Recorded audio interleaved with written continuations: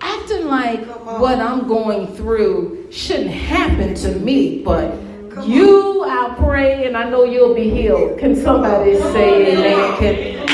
I'm just saying, I'm sitting there feeling sorry for myself, saying like, not only am I in pain, but I'm in a financial thing, crisis right along with the pain. Can anybody?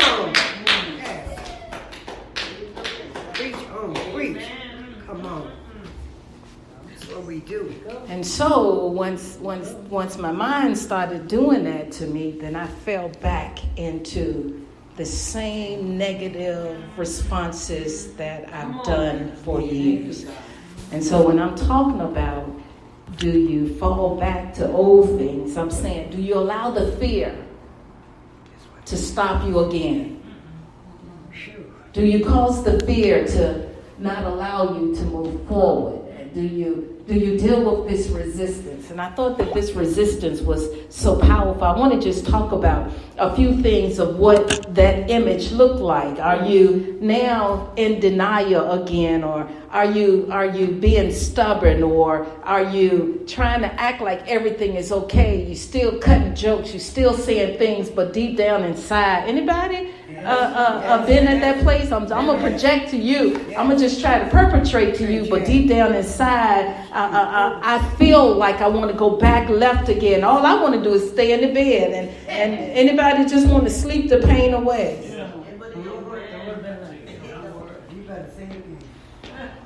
What'd you say? You want to take a nap in that pain. You feel like if I could just sleep this one through. I just going to sleep this through. And hopefully when I wake up, it's a brighter day.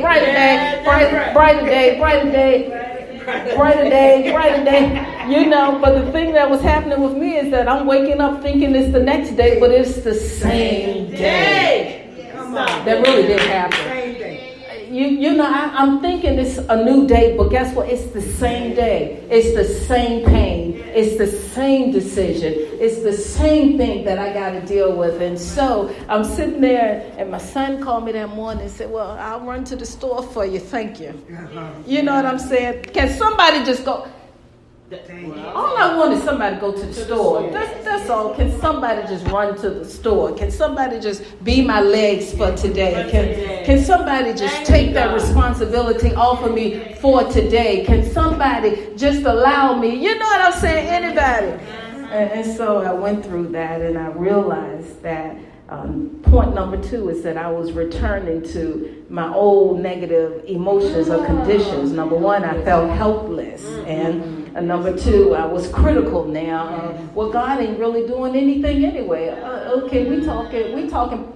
Listen, can I tell you, I'm speaking from people that y'all look at the pulpit and say, oh, they couldn't go through those kind of emotions. I'm telling you right now, there's a whole bunch of emotions that I go through, or feeling like, well, God, you know what? I wasn't supposed to go forward in that anyway, because nobody's gonna really participate.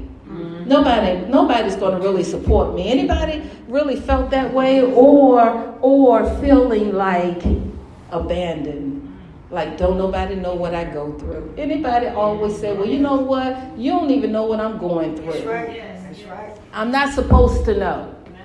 But what you should know is that you're going through. That's right. You're not supposed to know what I'm going through. You're feeling like really sorry for yourself. That's right.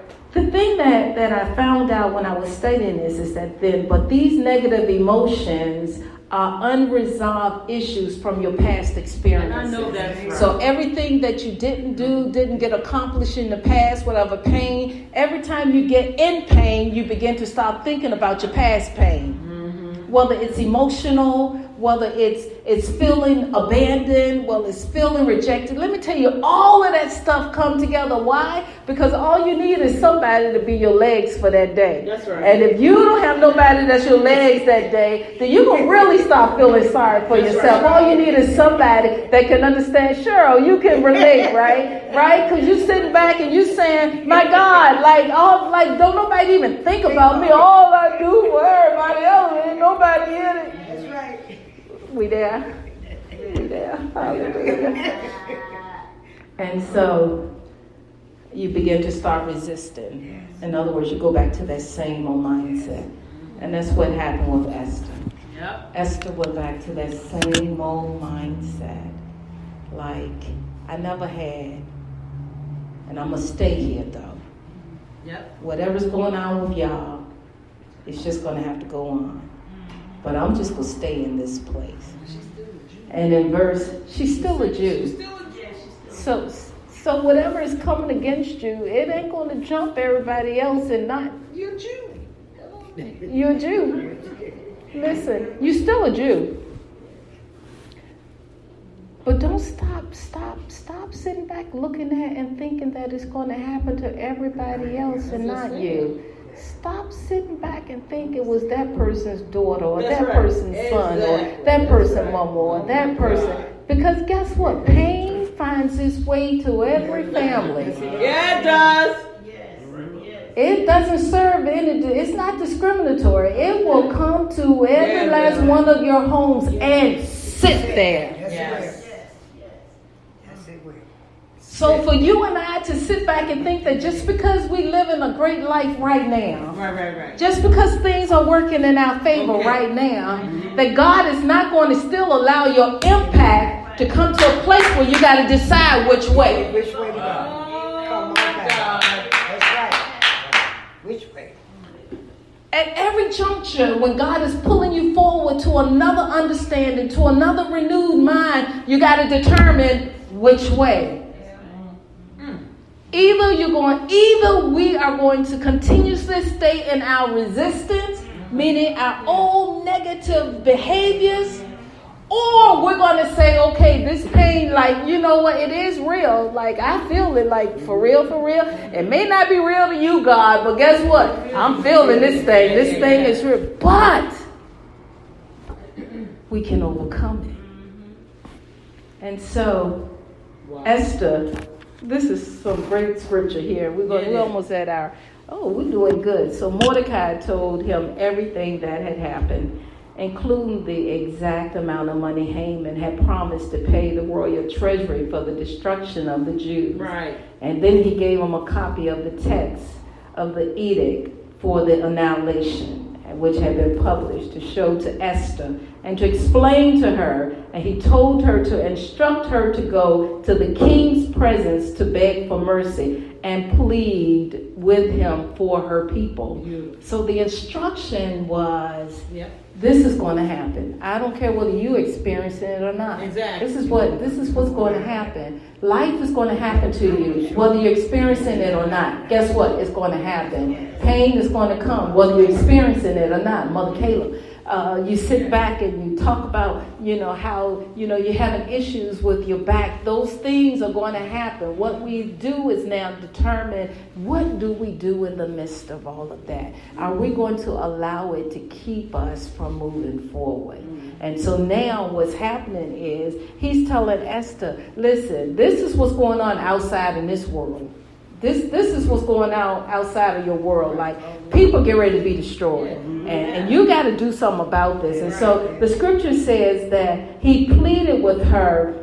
In verse 9 it says, Hathach went back and reported. This is her eunuch that came back and reported and told Esther what Mordecai had said. And then she instructed him to say to Mordecai, but the king's officials and the people of the royal provinces know that for any man or woman who approaches the inner court without being summoned, the king has but one law, that he will put it to death, unless the king extends the gold scepter to them and spare their lives.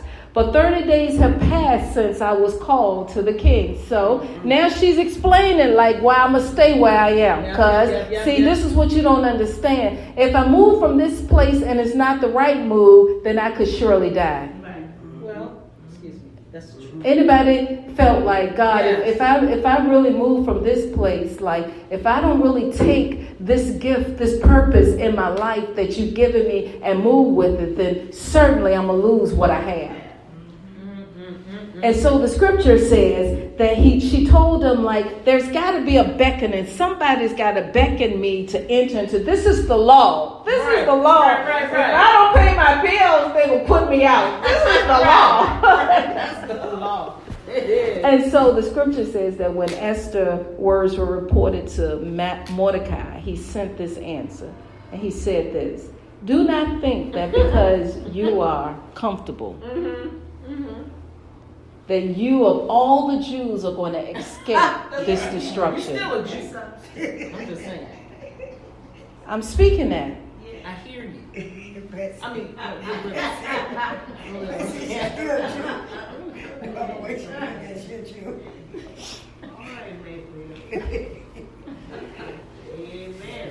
Don't think, because you where you are right now, come on, stop playing.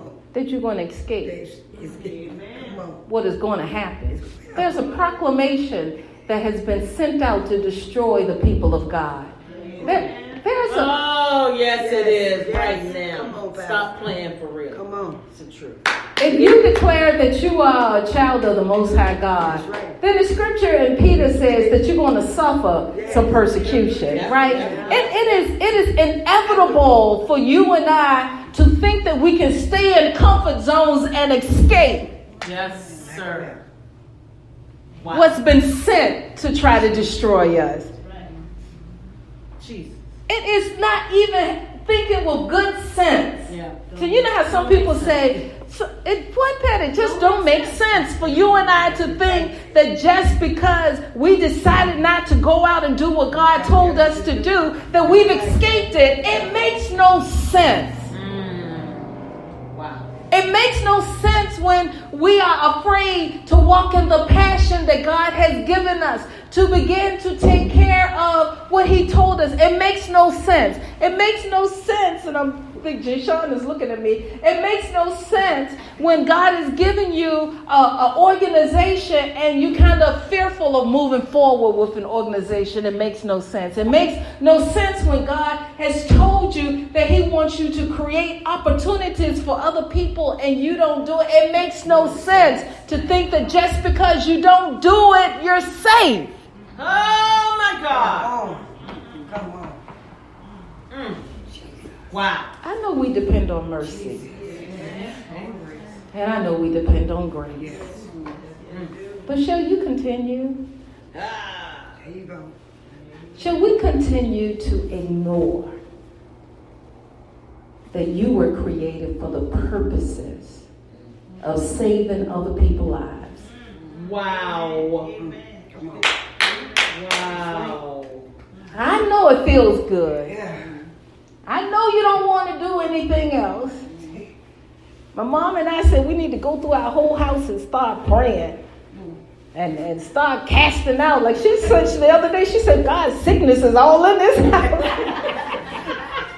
I looked at her and go, like, you may have a good point here. You know what I'm saying? My brother is on the inside over there in his room trying to make it. So, you know, like, we got some stuff going on. But I want to tell you, then guess what our commitment is to do? Pray. The scripture goes on to say this. It says that, do you not think that because you are in the king's house that you are going to be separated from the destruction? For if you remain silent at this time, relief and deliverance for the Jews will arise from another place. Because there's all What? you know right. If you decide not to do nothing, okay. Okay. Jesus Christ of Nazareth. I'm going to find somebody else to do it. Oh my God. But don't think because you decided not to go forward that it's still not going to come to your house. Oh my Jesus. Come on. Don't think that because you decided that you were going to wait a minute, that now you know God opened up the avenue for you to go out here and make a difference in other people's lives, but you decided, I'm going to just stay here in my comfort. I'm going to stay here in this place. I'm going to stay with this. Don't think that God is not going to raise up somebody else to do it, because He will. He'll do it. He He'll always do it. But He goes on to say, but you and your fathers, You and your father's family will perish. Oh, my Jesus. If I got to raise up somebody else to do the work that I've given your hands to do, and you decide that